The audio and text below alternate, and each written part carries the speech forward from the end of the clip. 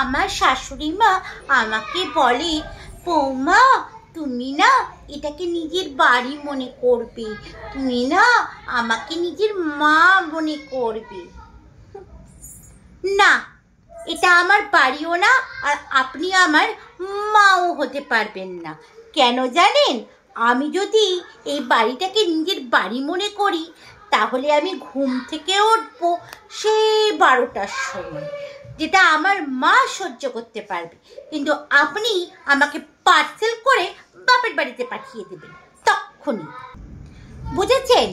আর আমি আমার বাড়িতে কুটো মেরে দুটো করি না। আমার মা আমাকে কিচ্ছু করতে দেয় না, আর আপনি আমাকে গরুর মতো খাটান, সারাক্ষণ হুকুম করে যান, এটা দাও ওটা দাও, এটা করো ওটা করো।